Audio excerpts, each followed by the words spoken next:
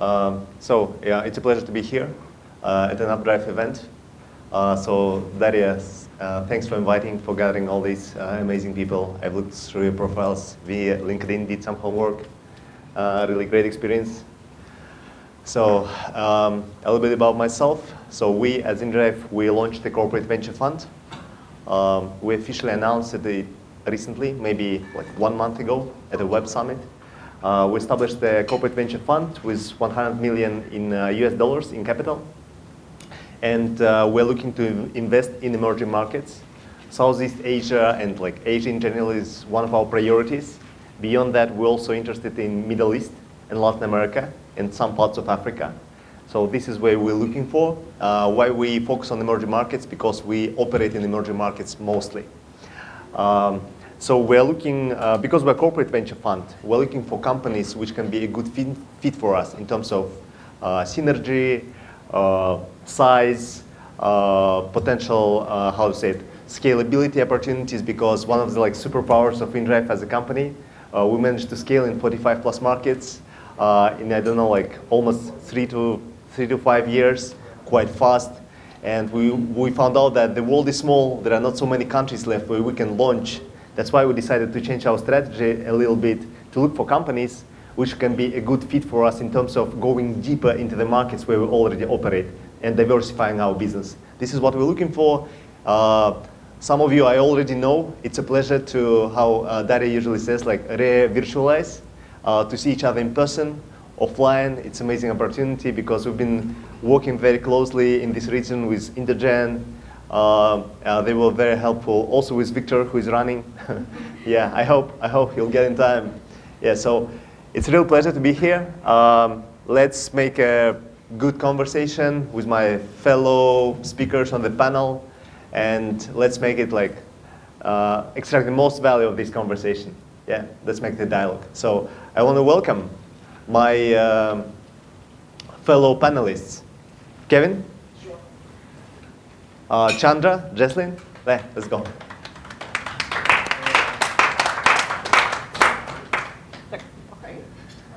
Okay. You have an hour with questions. Yeah, no problem.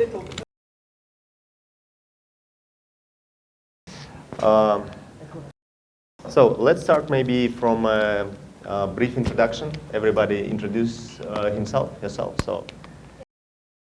Start first? Yeah. All right. So, ladies first. Hi everyone. My name is Chandra. I'm the founder and managing partner of Indogen Capital. So we are a Southeast Asia focused venture capital firms based in Jakarta. We invest over Southeast Asia. I believe we even have one portfolio in Hong Kong. So our mandate is very simple. We invest in usually well-performing startups that are already ready to up, and then we have a plan at least to enter the Indonesia market, and we will be the partners actually to help them to scale. That would have been our strategy, and then very excited to be here today. Thank you, inDrive as well for the invitations. I've been like connected to the inDrive and Updrive team as well, and very happy at me to be able to help them with the efforts in Southeast Asia. Thank you. Hi everyone, my name is Jesslyn. I'm the Value Creation, PR and Community from Trihill Capital. Trihill Capital is a multi-asset investment firm. We invest in public equities globally, and also in Southeast Asia we focus on venture capital. So we invest in seed to growth companies. Now mainly we have 22 portfolios across Southeast Asia, mainly in Indonesian market, but we also have portfolios in Singapore and also in Vietnam. Our ticket size is probably around 500 to 1.5, and yeah, we look forward to make a good collaboration with all the people here and other pieces in the region, and hopefully we can work together to make the startups grow bigger together. Okay, so that puts me. I'm Kevin Brockland. I'm the founder and managing partner of Indelible Ventures. It's a relatively new fund out there. We're a seed stage VC focused on B2B companies. We look all across Southeast Asia. Fund 1 was primarily Malaysia, but we do look all across Southeast Asia.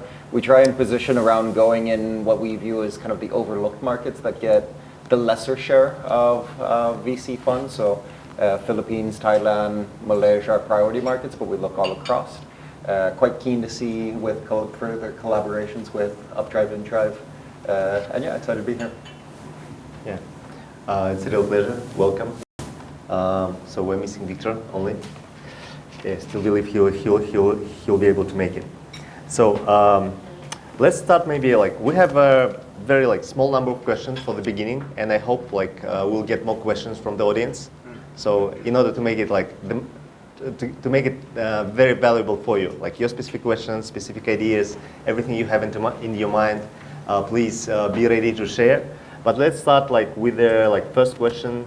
How do you guys like help startups actually? What do you do? Do you have like specific examples, cases? Because all of you have different experience. Some of you like work with like early stage. Some of them work with more mature stage companies. Victor, for example, who is missing key, has a lot of experience with working with corporates and connecting them with startups, providing some help, using all these like mothership advantages, etc., etc. So you all have very different experience. So please share how do you help startups. If you can provide some examples, cases, that'll be very good. Okay, I will start first. Starting from my background first, so I started from family business background actually. After the completion of my degree, I worked for about 2.5 years in LA as well. Came back for good to Indonesia in 2005, actually handled a family business.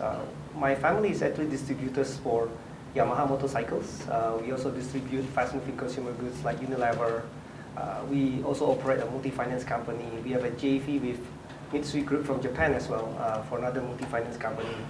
We have a small bank as well, a property group, and then also hotel chains. So actually, I started as angel investors in Tokopedia. That's how I started, and then eventually got lucky, and then Tokopedia actually turned to be a unicorn company. And from there, then actually that's the reason why I decided to get into the venture investments, and then the family business side actually already handed over to professionals. I'm just sitting as chairman of the family business now. And from there, actually, the plan is always been about helping startups that interested to come to Indonesia, and then to help them with the regulations, with the connections to the corporations as well. So the first projects that I did, actually, I helped Karsam from Malaysia, helped them to expand to Indonesia, scale up, won the market, and then turned them to be the first Malaysian unicorn eventually. And then from there on, that we actually did many other referral projects. Another one actually related to startup from Philippines. It's a fintech company with a Japanese founder. So I helped him to expand to Indonesia and get the fintech license, then actually get the company listed at Indonesian Stock Exchange last December. So this kind of like things is the one that actually have been the focus for Indogen Capital. So we actually try to help the startups actually to scale up, build the business, and then connect to the corporations. Great, thanks. Yeah, I think I can use this. No, this is for that. Oh, okay. Yeah, this is for the video. Yeah. All right. So for Trihill Capital, I think the same like Indogen. I think the emergence of value creation in the region is a very nascent practice, but it's always been there since the beginning. Venture capitals in Indonesia nowadays, when they just provide capital, founders will not look at them. I mean, like, capital is everywhere. But now you must add value to them. So what we do, essentially, since the beginning of Trihill Capital, we are all former kind of operators at our own expertise. So we are very hands-on with our approach with our founders. We get to know them, we build deep relationship, and we help them in many various ways. But again, value creation is a very broad definition. Every fund managers, every VC has their own practices. Some focus on partnership, some focus on the media, PR, community, some focus more on the advisory services. For us at Trihill Capital, we divided into two large buckets. First one is the commercial partnerships. Like Indogen, we connect our portfolio our early stage founders with the large enterprises, with the financial institution, because that is the hardest part, to connect with enterprises and financial institutions, given that their stage probably is too small and banks might not be very educated about their skill, their progress, and everything related to these startups. So we have to be the advocate for these startups to be able to connect them with the enterprises and financial institutions. That is the first bucket. The second bucket is to help them build the back-end operation. Early stage startup founders are great in commercial part in their product building, but sometimes they need help or they are struggling in building the organizational design, recruitment, talent, legal, PR, events, and such things. So that is where we come and we help them, so they can have a good scaling parts and also good governance in their startups. Thanks. Yeah, so I think so. We certainly position ourselves along very similar lines of what's already been said. So when we look at from starting from the aspect of portfolio construction, we intentionally go with a little bit more concentrated of a portfolio so that we can have more direct involvement with each individual company. As the portfolio grows, it becomes much more difficult to actually spend time with the individual portfolio companies. And so there's a very conscious effort that we are not overextending ourselves first off, so that we can have those weekly calls, bi-weekly calls, or whatever it ends up being.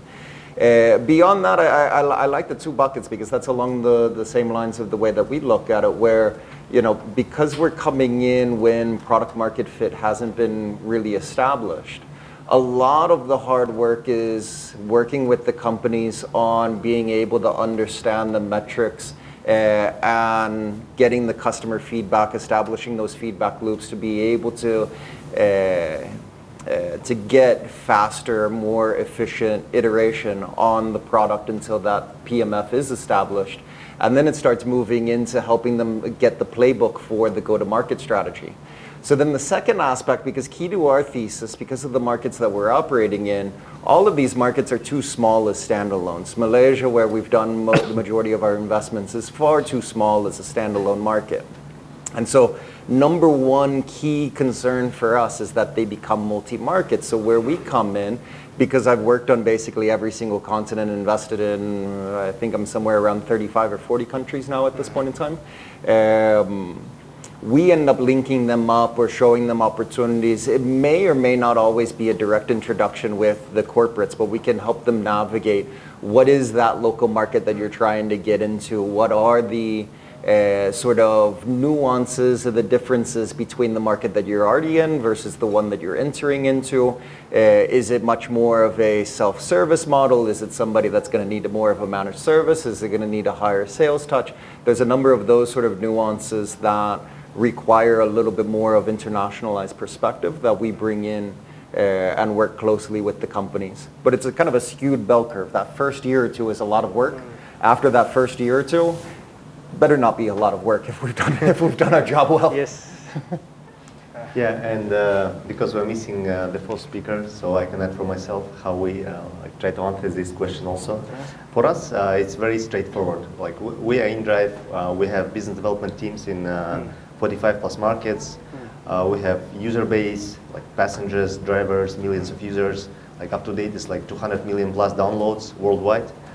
So like tens of millions of active users per month. So the main idea is like, for example, we take a company from Egypt or from Indonesia, and let's say like, guys, like let's help you launch in Brazil. And they're like, Brazil, for example, is one of their like markets of interest. Like how we directly help. So basically, we help them with the soft landing opportunities. So when they land in Brazil, they get access to our user base, driver base. We already have specific APIs we've built internally already, where like any company could potentially connect if the company is interesting for us. So they get kind of a button inside of our app. This is like very quite fast to do. Yeah, so they get access to our user base, driver base. We give them our marketing support because we have like pretty big marketing budgets, and also we have like a lot of marketing partners. We have better prices potentially for them to utilize marketing opportunities. We have business development teams on the ground which can help with like, you know, beginning phase, like local CAS devs with clients, etc., like to get to know everything, etc. Our legal and financial advisory teams can provide this advisory to understand, as Chandra mentioned, like local nuances of how to establish a legal entity, etc. So this is basically like what we do as a company for our partners, because we have these resources already on the ground. And we see like there is like really huge potential because, for example, sometimes like we found company in Brazil, and right now we are doing a pilot with them. We're helping them to scale in Ecuador. And Ecuador is absolutely different market for them because it's like different language barrier, a lot of nuances. They don't understand, like even from Brazil, because I mean they're very close, they're the same continent, but it's still like very hard because sometimes it's hard like when you're moving from one culture, like from Indonesia, I don't know, to Brazil, or from Indonesia to Egypt, or I don't know, somewhere else. But even like from Brazil to Ecuador, it's really hard. I mean, it's like from Indonesia to, I don't know, Thailand. It's still hard. Yeah, it's still a lot of nuances. Yeah. So we have this unfair advantage, how we can help, and we're trying to utilize it within our fund. We already have some really good cases internally. So this is like how we help ourselves. So next question. Yeah. What are your thoughts on like how VCs, like all we are, like professional players, VCs, accelerators, hubs, how we can help each other in the region? Like what are the possibilities? How you help each other? What do you guys do? Do you have specific cases, examples? I don't know. How you should not help each other? How you should help? What are the good cases? What are the bad cases? What are your thoughts? Yes, actually there'll be like lots of opportunity to collaborate. I think Indonesia, I mean like being from Indonesia, right? So Indonesia, we have a big market, but the market is will be more attractive if we can combine with the other Southeast Asia countries. So when we talk to the investors, let's say in Korea or in Japan, for example, they actually interested in the region. Okay, so not just Indonesia. So they want to be in Malaysia, they want to be in Philippines, they want to be in Vietnam as well, Thailand as well. So they can start from somewhere, but eventually they want to be in the, I mean like the entire countries. So because of that, then there will be like lots of opportunity, especially because right now another case is we are helping Sunicon from Korea. Actually, they plan to list at Kosdaq in 2 years. So because of that, then they need to create a story for the IPO. They are profitable, already fully profitable. 10% of the South Korea population is their members. But without the Southeast Asia expansions, then they cannot maximize their valuations. In order to maximize the valuation, they need to come to Southeast Asia. So I can help them for Indonesia. But like Nurken just said, Thailand will be totally different market. Malaysia, I understand Malaysia. I love Malaysian food, but unfortunately, I need the help from the Malaysian gang over there, for example, right? That will be able to provide better help for them. So this unicorn and Sunicorn, they're actually willing to come in and then set up the local entity with us, and then even give us the buyback guarantee. So in our case, they actually gave us a 5x buyback guarantee, minimum 5x. So it will create a very good opportunity for everyone. On top of that, there will be a need to bring in solution, applications. This is the area that we can actually collaborate with the accelerators, because all these like unicorn and Sunicorn, they don't think about building themselves. They basically just want to acquire or integrate, and then maybe everyone will get the benefit right away, because you can do swap shares, you can do acquisitions, M&A, and many stuff, right? So I think future for Southeast Asia is actually heading to that direction, which is actually good news for everyone, because with political situations in China, and then with the difficulty going to the States, US market, and then the potential recessions in US market as well. So I look at this East Asia investors actually now focusing towards Southeast Asia. So that will be a potential collaborations between all parties, not just VCs in Indonesia, but VCs in other countries, and also like accelerator programs and startups as well, right? So I think That's why I'm very interested to meet all of you today. So later on, maybe we can have lots of discussions after this. Okay. Thank you. While Chandra talks more on the growth stage startups and how we can collaborate inter-country in Southeast Asia, I will talk more about the Indonesia collaboration part because we at Trihill, although we operate mainly in Southeast Asia, we do lots of events, lots of effort in building the community and collaborate with other partners in Indonesia market. So for us, community building and PR is actually the effort or our way to introduce our startups to the market, to put them in the map, because early stage startups, typically founders in our portfolio, they are underdogs. No one knows them. They need to be put in the map, put in the radar, so people can get to know them and eventually graduate from one stage to the other stage. Maybe now they're in the pre-seed. Now, how to graduate them to seed stage, to Series A stage. That is where our effort comes in. We need to collaborate with all the parties. So we have 3 key audiences we always want to target. First one is the potential user, potential client, potential partners. Second is talent. Talent is always there, but not for early stage because who believe in building early stage startups? Third part is the future investors. Like I mentioned, they need to graduate to other stage. So to connect with all these key audiences, what we do, we put a lot of effort in community building, in networking events, connecting VCs in the region, inviting VCs from, let's say from Vietnam, from Thailand, from Malaysia to come to Indonesia to connect with us, with our portfolio, to get to know our market, to get to know our portfolio that is on the networking side.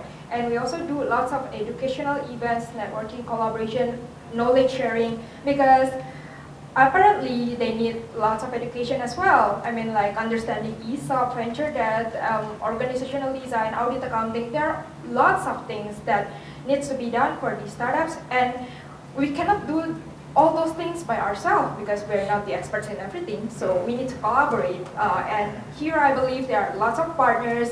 I talked to one of the partners who can help with the corporate advisory, accounting service, HR service. That would be the greatest collaboration if we can work together to help our startups to scale. Wow, what to add after both of those? Let's see. I think from the perspective of where we operate, because Malaysia is basically a capital desert. There's not a whole lot of capital options that are there. And there's definitely not, it's pretty much kind of sharp elbow sort of territory. There's not a whole lot of cooperation between the entities that are in the market. It's either one or none. But that part's going to be a little bit tough in order to solve unless there's more collaboration around getting that kind of, let's call it the top of funnel, where new startup formation, where you're going from that ideation to incubation, from incubation to acceleration.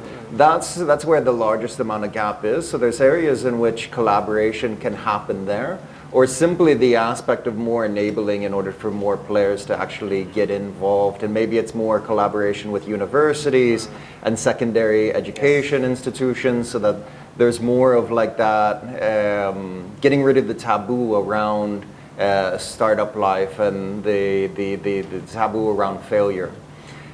Beyond that, because the market's just far too small as an destination, the collaboration needs to come around getting along with some of the regional players, as has already been said, of getting better cooperation, familiarity with the funds that are in Indonesia, the funds that are in Singapore, the funds that may be in some of these other countries around the region. Because ultimately, the aspect of when these companies start graduating up the ranks, by the time they're going from seed to Series A, they should be in a second market if they're going to be a viable funding option. There's not very many funders that are going to look at a Malaysian startup that is asking for $2 million that is not in 2 or 3 markets and showing good traction in those markets. And so in order to enable that, there needs to be collaboration prior to that A, and then there needs to be collaboration with some of the regional funding partners in order to facilitate that graduation to that A round. Once it gets past there, they start being more on regional dynamics, the more on the growth track. That becomes a bit of a different animal. But from the education to the graduation to Series A is definitely an area where, at least for the markets where we operate, is much needed. Thanks a lot. 3 more specific questions, and then we can proceed to questions from the audience. Specific questions to each of you, according to your expertise, experience, etc. So the first question will be to you, Kevin. Like, what are the differences in the thought process, like when a startup is competing locally, regionally, or globally? What are your thoughts on that? From an investment attractiveness aspect, or from what kind of perspective? The mentality of the founder, or Mentality of the founder, investment attractiveness, both sides. Okay, so I mean, one of the typical problems that startups and I'll zero in on Malaysia because it's where I'm based, so I'll keep on picking on it. Malaysia has developed the reputation of Jago Kampung, which is basically like village champion. The people that grow there, they never leave there. It's all like this small ambition of, I'm going to conquer this tiny little market and I'm not going to go anywhere. But no one really cares about a 2 million revenue business. I mean, you might have like a nice lifestyle and you're going to live pretty comfortably, but you're not going to be VC fundable. No one cares. To be honest with you. It's not that no one cares about the Malaysia market, it's that it's just too small to be an end destination, as I've said before. And so one of the biggest problems is that sort of grand ambition. And it's a universal aspect. It's not necessarily unique, but I think it definitely becomes more pronounced in a small market because you're looking at your familiar territory. When you're in, like, you know, I come from the US, it's a big market, so I can only care about my market and I'm going to be perfectly fine because it's big. And so we need to kind of drive more of the mentality of this grand ambition, like, I want to take over the world. I've never met like an early stage founder out of Singapore that says, I want to conquer Singapore. Never happened. And so like the mentality of like small country market much smaller country market has a different mentality because like it's just different. We need to kind of transpose that into countries like Malaysia where it's, you know, I want to take over the world or I want to take over the region at minimum. And if a company doesn't do that, then it just doesn't make economic sense in regards to the opportunity because in order for me to balance my risk reward of the failure rate that is inevitable with any startup portfolio, I need companies that are going to deliver outsized returns. If somebody says, hey, we're only going to conquer Malaysia, I usually do back of the envelope math. I'm like, if you're the #1 payment provider, 2 billion e-commerce, you take 1% of that, you're making $20 million per year. Okay, that's a nice living. You're 100% of the market, but you're not going to take 100% of the market. You're going to take what? Say you're 50%, a dominant player. Now it's 10 million. That's not VC fundable. You're never going to like IPO off of 10 million in revenue. And so like from the easiest of reference, you just need to have really grand ambitions, and that's the hard part, getting the founders. Thanks a lot. I like the thinking about that. This is like also like what we talk about to, I don't know, like for founders from Kazakhstan. I mean, they have a bit different mentality because like Kazakhstan is like not very small, but not very big. So we'll start from Kazakhstan, we'll conquer the Kazakhstan, and then we'll go and conquer the world. And it never happens. They just get stuck in Kazakhstan, like all other companies. I mean, smaller companies. There's a saying that I'm just going to throw out one little anecdote. There's a saying that I tell founders in Malaysia, the neighbors are watching.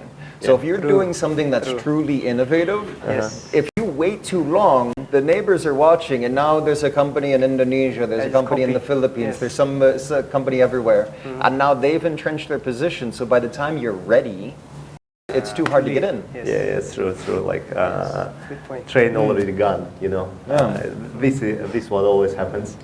So and like within inDrive, we see like how to say, it sells very good because when we come to a company and say like we're in 45 plus markets, we can take you everywhere. Everybody's getting like super excited.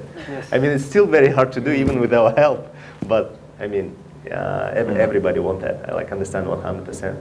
Jesslyn, like previous time when like we first met maybe 3 or 4 weeks ago online, you mentioned that you have a really good expertise community building, supporting community for startups, for founders, etc. So how to build these like supportive communities for founders?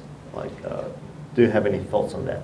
Yeah, I've come a long way. I mean, like before this, I was an employee of Endeavor as well, where we provide the service to entrepreneurs to scale, to give them access. And then I went to Zendit to also build the startup community there for Indonesia market until today, where I am at value creation, right? After all these years, right, all the journey, like it all comes to just one thing, like providing access. Providing access is the most important part for the founders in every stage of their way. I mean, like go-to-market service, strategy guidance, and all, it goes without saying. It has to be there. VC should provide that. But what else, like the ecosystem should provide, is the access. Well, nobody have all the access in the world. Like, we need to network, we need to collaborate. So, what we do from the Endeavor time to Zen Trihill time, what we always do is we expand our network and we portfolio to connect with the network itself. Also say in inDrive, you open the market, you open the access.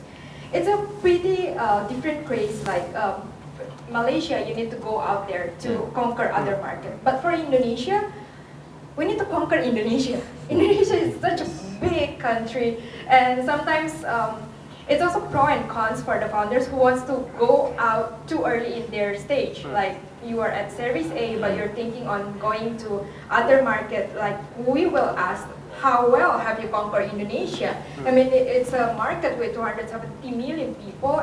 Maybe you find them, I don't know, like using some specific tools, etc., to find these partners. Because we see like the first problem is to find right partners, way to find them, how to find them. And the third question is, you know, like when you find the right company, how to get a warm intro to this company in order to get in contact with them, you know. I think it's kind of like dating games. So first of all, then you'll be like attractive physically.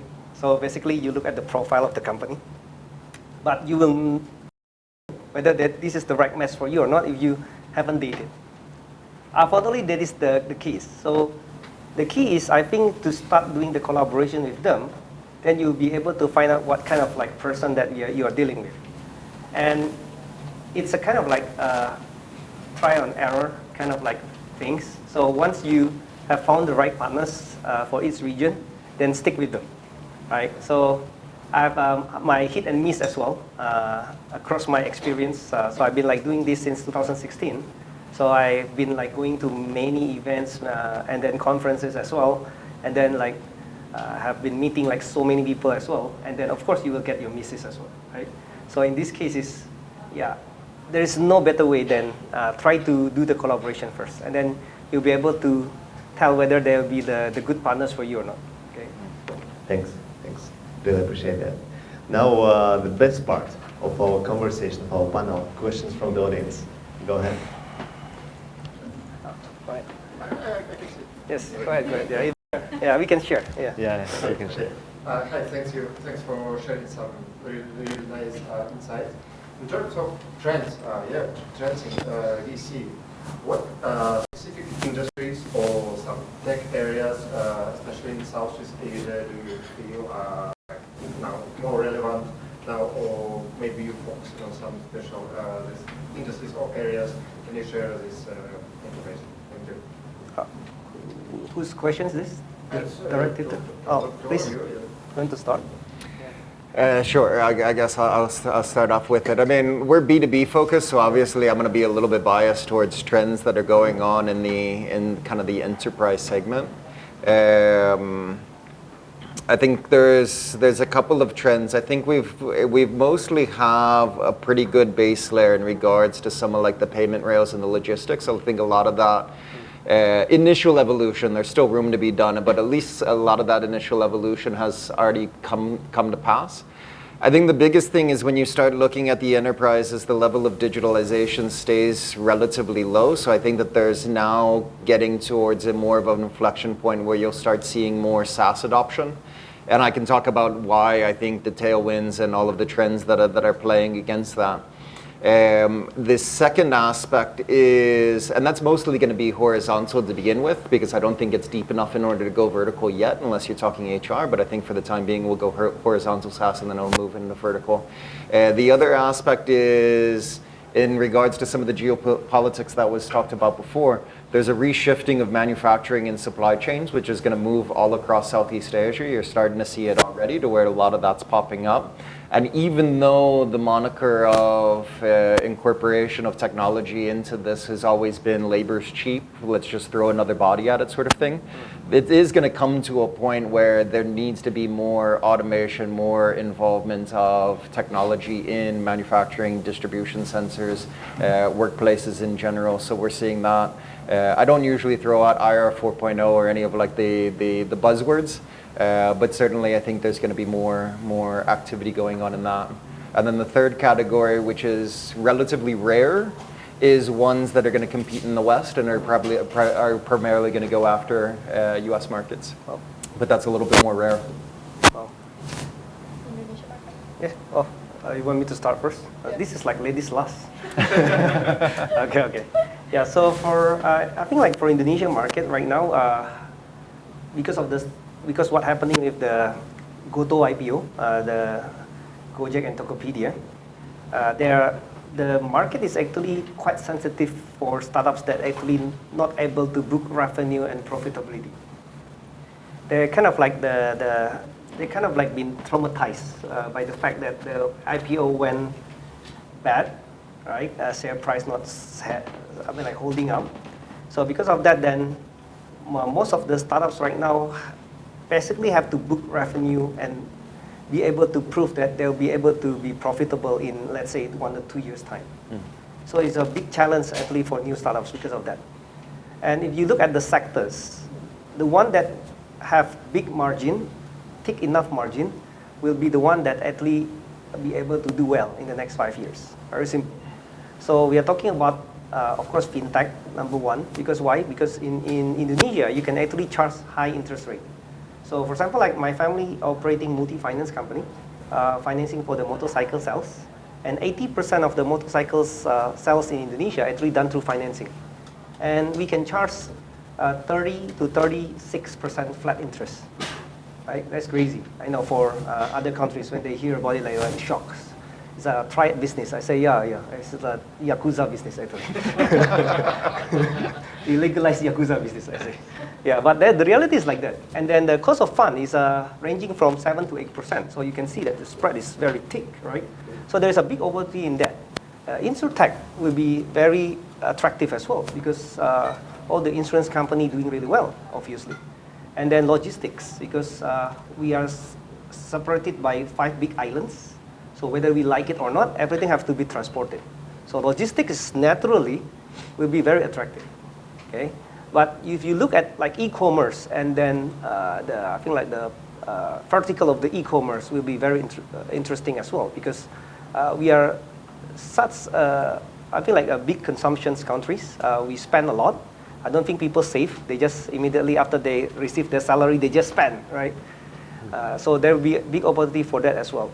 In terms of technology, to be honest, technology is still not so advanced, but doesn't mean that there is no opportunity here. So it's more about that if there is the right technology that can be introduced to the ecosystems, then there will be it will be actually very attractive for the big corporations because the big corporations they want to maintain their position as well, being the market leaders.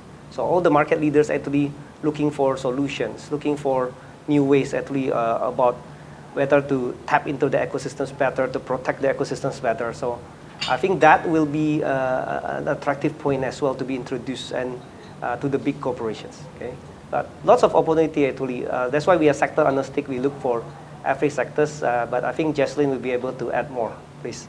What could I add? It's all for Indonesia. But anyway, the past few months we've seen that Indonesia, despite all of the macro things that happening globally, our consumer spending is still very good. Very high. So that's why we're looking more into consumer retail, now the emergence of local products. The good thing about Indonesia is that our our local people is a good consumer because they want to try for new product, new local things that being introduced to them. It's not like Singapore where branded things is still the best. I mean, they won't try local makeup, local skincare, but in Indonesia we have this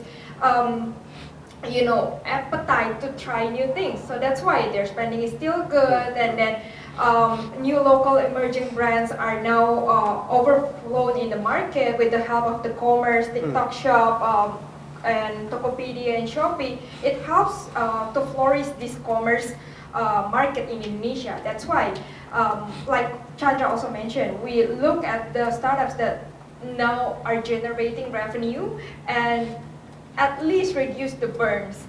So it's kind of hard for us to tap into tech like SaaS who actually burn money since day one because they need to build the tech and probably testing it out after 3 to 5 years and not sure if it's going to generate money. During this climate, what makes us survive even as a fund manager is these products, this line of sector that could provide a thick margin for us. I think that's the mic. Dash at the back? Yes.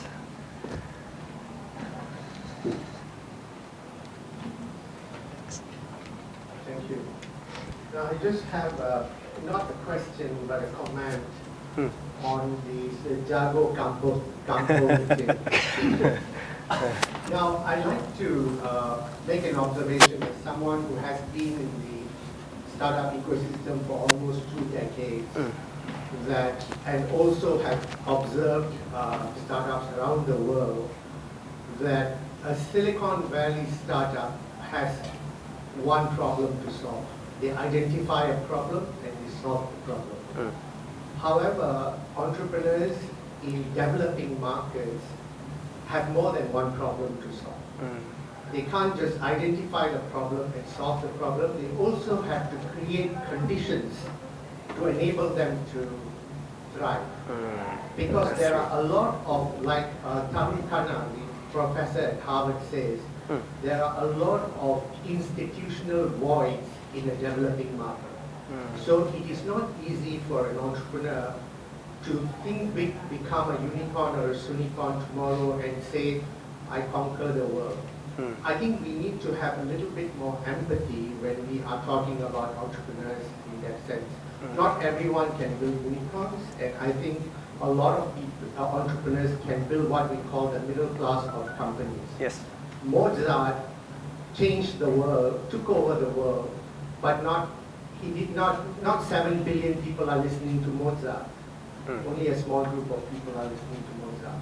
So I think as venture capitalists, as ecosystem players, I think we need to know that not the whole world is not Silicon Valley. Silicon Valley is itself an accident that happened, and not everyone can build Facebook. So I just thought that's something that we want to keep in mind when we are nurturing the tomorrow's entrepreneurs today. Yeah, very good point. Thanks. And which is okay, actually. Not every entrepreneur should be backed by VC as well. I mean, like, yes, we don't totally agree. deny that. I mean, like, some people prefer to be like multi-generational entrepreneurs, and that's really okay. Any? Hi. So I'm Ben from the UK, and I work with Idea Foundation in the Philippines. From an investment perspective, like we've seen, or anecdotally at least, generally, we've seen a kind of a correction in valuations, in some of the criteria that drive investment decisions, sort of less focus on revenue and revenue growth, and more profitability. Certainly that's the perspective of the Philippines market, and I think sort of more Southeast Asia as well. Like, what's your thoughts now on path to profitability? Obviously, it's still venture capital. You're still funding a loss-making period in order to achieve fast growth until the unit economics kick in and start to deliver profitability. But do you, at whatever stage you're investing, do you like to know that the next round, the next fundraising round, could be done from a point of profitability? or are you okay with longer past the profitability horizons? And that would be any of what's the answer? Go ahead. You want to start first? Yeah. Oh, since we're investing in early stage startups, now given the climate, we are more detailed and meticulous in that aspect. I mean, it doesn't have to be like net profit at the bottom line, but try to be like EBITDA positive, CM1 positive, CM2 positive, slowly but sure. But every stage, we can see, we can foresee, we can forecast their progress. I mean, like when we invest in them, we know like they will soon need to graduate to the next stage. So we gather at least like 12 to 24 months, and we forecast like, okay, now you are still burning, but maybe in the third month you can get CM1 positive. Maybe in 6 months you get CM2 positive. In 9 months you get EBITDA positive. Then by then we can see they are now ready to scale to the next stage, to the Series A, to the Series B, and provide value for the next investors in the next round. So that is how we project our startups, and we help them to achieve that as well. Kevin, please. Sure. I think for us, with the majority of companies that we see, because we're talking to companies that are surviving and building in a capital desert, and so there's not available options for the majority of them. So by and large, most every company that we see has a bootstrapper mentality, to where they're basically operating as if there's no cash, there's no light at the end of the tunnel. So they are kind of patching it together as if there's no capital to be found. And so I like that kind of business, to be honest with you, is that founder that's operating as if there is no money, that can create a business and looks at VC as not a means for growth for growth's sake, but an accelerant of the growth that is already happening. And that kind of puts the mentality around ensuring that there are solid fundamentals in regards to the unit economics, that there's an understanding of, you know, what's my payback period on my customer acquisition cost. I think at least in the B2B space, it's a longer cycle time. So, you know, the larger your contract value, the longer it's going to take you in order to close a customer. So many of these players, because of that bootstrapping, in order to get the POCs off the ground, in order to get a little bit of traction to begin with, they have some of that wherewithal to be quite frugal. It does help that costs can be very, very low. You know, I've seen operating budgets of like $5,000, which would never happen in Silicon Valley. It's not even like you can't. So it's quite different from that. I think there's still work to be done in order to get people to be a little bit more metrics oriented and be able to understand more of those fundamentals.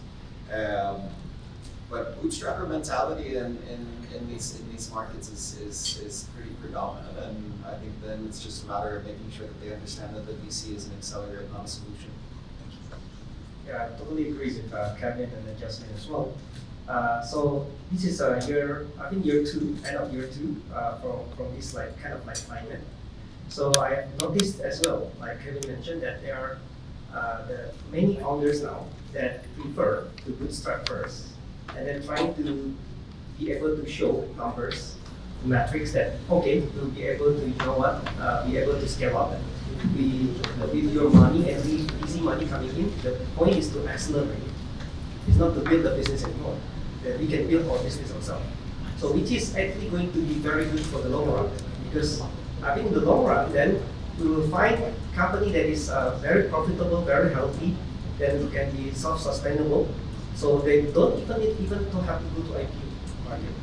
They can be like become like very successful, profitable company, right? And we as a VC, we can sell our shares as well in the secondary market. Easy, because basically they are basically just like traditional corporations. So I've noticed this kind of like trends coming up, especially in the Southeast Asia countries, and I think it's a good trend. But doesn't mean that for us VC that we stop funding the startups that actually building stuff, because again, you never know, right? If they're building something that's amazing, and then we really believe that it's going to work in the market, right? So what we have been doing is we try to connect to the big corporation first. So when the big corporations come in, then they will immediately be able to give the revenue for them. They'll be the big users, right? So if the corporation is interested, then we are more than happy actually to give the funding as well, right? Even though like maybe they have to lose money maybe for the first 2 years or even 3 years. Okay, so it's a case per case basis. So we obviously have to be like paying attention to the metrics now. That's the case, but we are very flexible in terms of the evaluations because the case for each founder will be different. It will be very different. Sorry, just a quick follow-up, and this will be a super quick answer because it's my second question. But on that point about bootstrapping, do you think that AI is kind of the latest buzzword, right? Like, it's clearly there's a lot of value in it, but there's also a lot of buzzword and phase or fad. But do you think that AI tools are making it easier for founders to bootstrap, avoiding hiring as many people, avoiding subscription and licenses and things like that? Do you think it's easier to hustle on the sort of generative AI technology that's available now? 100%. I think we've definitely seen that to where I don't think it's necessarily going to replace staff. Like I know a lot of people have said, it's going to kill jobs and all of that. I don't actually see that. People are very creative at finding new things to do. So if I can do more, I'm going to do more, not the same amount, right? And so I think there's some good enablement when you think of like, GitHub's doing a lot more push in the Southeast Asia. I'm sure most funds have just set up some sort of partnership or some sort of discount code in order to get access to all of their stuff and all of that. And so they're making good push. So like all of these Copilot tools, all of these tools that can help you code better. There's now, I've seen tons of startups that are building things so that you can instantly launch your MVP. So it's basically like the GPT for launching your MVP, the whole back end, front end, everything. There's tons of that. It's just gonna make it so much easier to bootstrap a company. And there's one influencer that I follow that's keep on making the comment of he's waiting for the solo founder unicorn that built it all using these tools. Solo founder unicorn. Yes. When will it happen? Interesting on that note, this kind of expanding on AI. Do you feel that because a lot of us are ecosystem builders, some of us may aspire to be VCs one day. With a lot of the tools and AI tools, can we be solo GP funds, or how are you using AI to keep you in a job and not be replaced by AI? Are you talking about us? Yes, now this is for you as VCs. Yeah, but fortunately for us right now, I don't think our job can be replaced yet by AI. Yeah, maybe not in the future, we don't know. But right now, fortunately, we still have to do many analyses. You have to go down to the field. You have to meet people, right? So that cannot be replaced by AI. But as founders, like Kevin mentioned, founders actually being benefited a lot with the help. But in the good news for Southeast Asia, I think the cost for human resources is still very affordable, very reasonable. So that's why I think we still don't need one person unicorn. I think that one maybe can be achieved in Silicon Valley. Yeah. For Southeast Asia, I think it's taken higher. Good enough number of people with $5,000 US.